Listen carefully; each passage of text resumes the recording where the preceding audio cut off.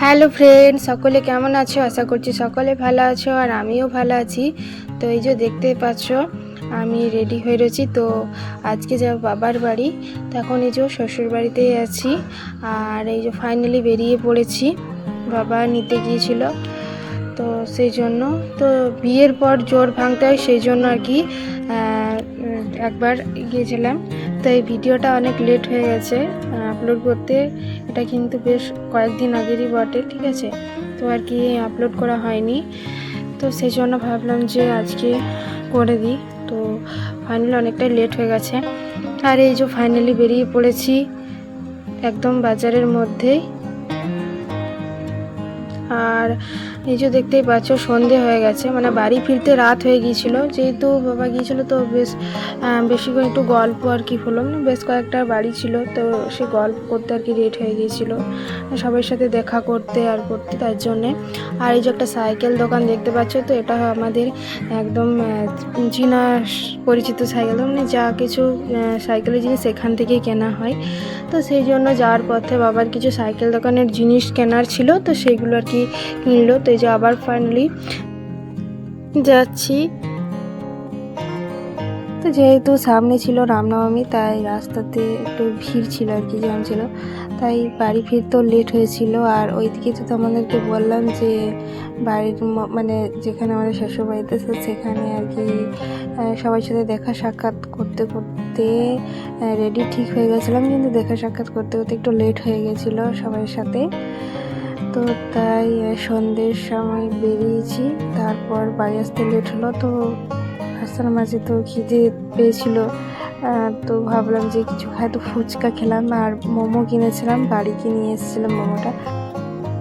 তো দেখতে দেখতে দিনগুলো ঠিক পেরিয়ে যাচ্ছে। এই কিছুদিন আগেই দেখলাম যে বিয়ে হলো, তারপর অষ্টমঙ্গলায় এসেছিলাম, তারপর আবার ঝোর ভাঙতে এলাম। বেশ অষ্টমঙ্গলার কিছুদিন পরে এসেছিলাম, প্রায় এক সপ্তাহের মতো ছিলাম, তারপর আবার এলাম। তো দেখছি দিনগুলো প্রায় চলেই যাচ্ছে আস্তে আস্তে। তো এই ভিডিওটা কিন্তু বেশ কিছুদিন আগের বটে, একটু লেট হয়ে গেলো, ঠিক আছে? আর সামনে ছিল রামনবমী। তো এই যে দেখতে পাচ্ছ এখানে বিভিন্ন ধরনের যে রামনবমীর যে পতাকা, সেগুলো আর কি টাঙানো হচ্ছে। আর এই রাস্তা দিয়ে এলাম, এই রাস্তা দিয়ে যেহেতু একটু মানে ফাঁকা ছিল আর কি, মানে রাস্তায় খুব একটা ভিড় ছিল না, তো সেই জন্য এই রাস্তা পথে এলাম। অন্য রাস্তাতে অনেক ভিড়, অনেক জ্যাম ছিল। ভাবলাম যে এইদিকে রাস্তাতে যদি আসি, তো এই রাস্তাটা ঠিকঠাক মানে খুব একটা ভিড় নেই, তার জন্য এই দিক দিয়ে এলাম। আর তারপর এই আস্তে আস্তে আসছি আগে। তো এই যে রাস্তার পথে আস্তে আস্তে একটা ফুচকার দোকান দেখতে পাবেন, তো সেখানে ভালো ফুচকা করে, তো ভাবলাম চলো খাই। বেশ কয়েকদিন থেকে খাওয়া হয়নি, আর বিয়ের সময় তো হয় না, তোমরা প্রত্যেকেই জানো যে নিজের বিয়েতে কিন্তু কোনো কিছুই সম্ভব হয়ে ওঠে না। তো প্রায় অনেক দিনই হয়ে গেল, সেই জন্য খেলাম। তারপর একটা মোমোর দোকানে এলাম, সেখানে মোমো ভালো করে, তো ভাবলাম যে এখানে না খেয়ে বাড়িতে যেই খাই।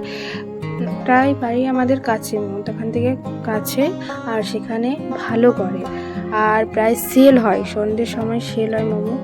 আর বেশ সাথে সাথে আর কি গরম গরমই দেয়, ভালো, বেশ ভালো দোকানে সব কিছু ভালো পাওয়া যায়। মোমোর যে চাটনি, যে মশলাগুলো, মানে স্যুপটার মধ্যে যে মশলার ফ্লেভার, সেটা ভালো লাগে, আর চাটনিগুলো বেশ ভালো করে মোমোটা, তাই ভাবলাম যে সেখানে খাবো ভাবলাম, তো ভাবলাম যে বাড়িতেই নিয়ে যাই। তো সেই জন্য, যেহেতু লেটও হয়ে গিয়েছিলো অনেক,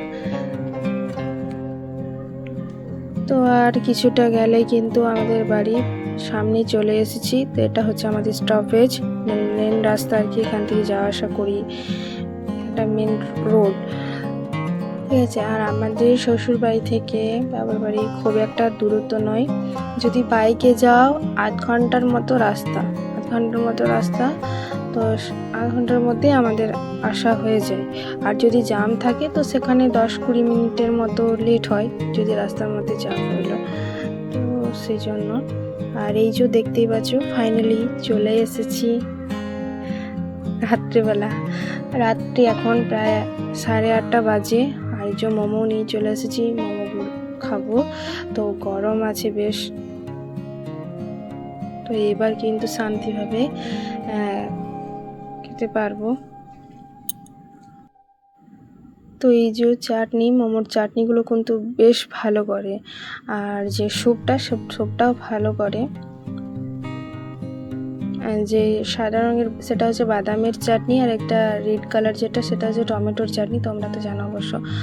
আর চিকেন মোমো এনেছিলাম, চিকেনটা বেশ ভালো ছিল। তারপর এই যে রাত্রে ডিনার সেরে নিলাম। তো মায়ের হাতে রান্না তো খুবই মিস করি, কারণ আর বেশ কয়েকদিন হয়ে গেল খাইনি, তো ভাবলাম একটু ভালোভাবে খাই। তো যেমন খাই আর কি রাত্রিবেলা, তো সেই রকম কিন্তু মায়ের হাতে রান্না মানে বেশি আর কি ভালো হয়, যার জন্য ওখানে মিস করছিলাম যে এখানে গেলে কিন্তু মায়ের হাতে রান্না আবার খেতে পারবো। এই যে রাত্রি হয়ে গেছে, তো গুড নাইট। আবার এই যে সকালবেলা স্নান টান করে নিয়েছি।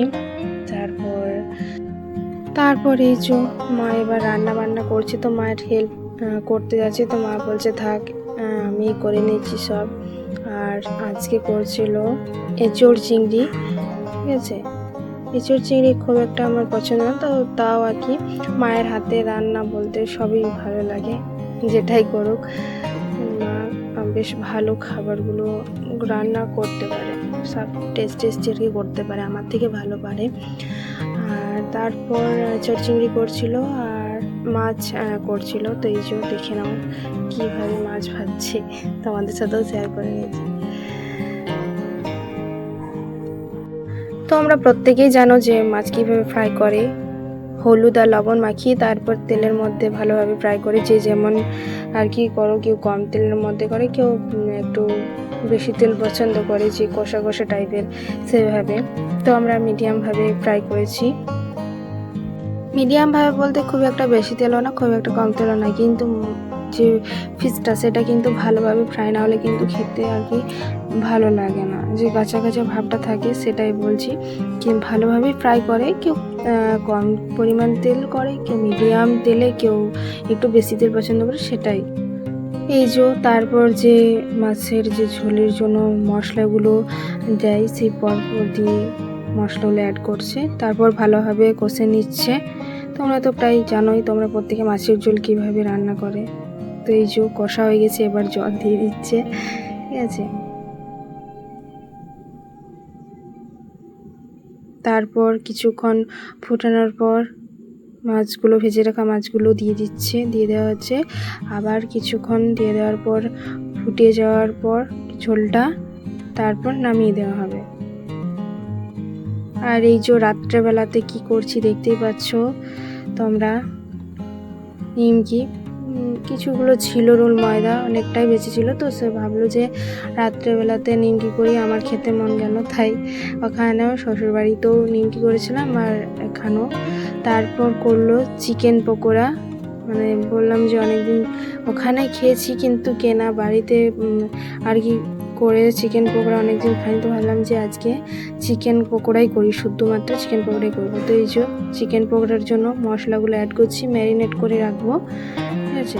একদম ছোট ছোট বোনলেস চিকেনগুলো কেটে নেওয়া হয়েছে। তারপর যে ম্যারিনেট করার জন্য যে কিছু মশলা, আদা বাটা, রসুন বাটা, কাশ্মীরি লঙ্কা, লাল লঙ্কা গুঁড়ো, জিরে গুঁড়ো, ধনে গুঁড়ো, মিট মশলা, ঠিক আছে, এই সব মশলাগুলো কিন্তু অ্যাড করে নিচ্ছি, একটু দই।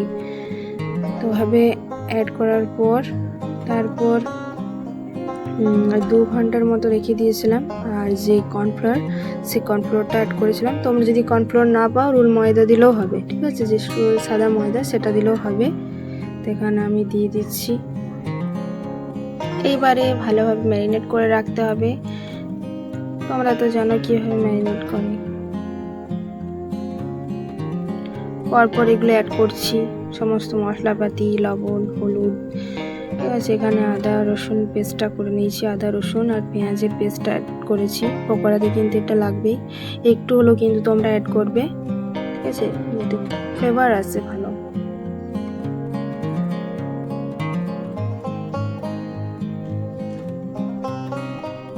তো ভালোভাবে হালকা হাত দিয়ে করে নিয়েছি ম্যারিনেট। তো চিকেন পোড়ার জন্য যদি বোনলেস চিকেন নাও তাহলে বেশ ভালো হয়, তো আমাদের সেটা এনেছে।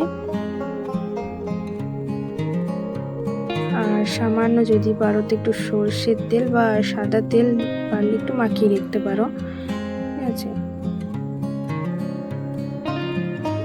তারপর ম্যারিনেট করে রাখার পর 2 ঘন্টা পর এই যে চিকেন পকোড়াগুলো ফ্রাই করছি তেলের মধ্যে, ঠিক আছে।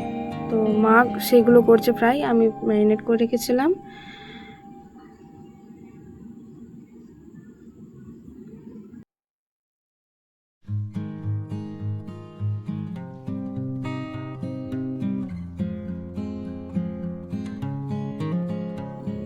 এই যে পকোড়া তৈরি আমাদের, তো ফাইনালি রেডি টু সার্ভ।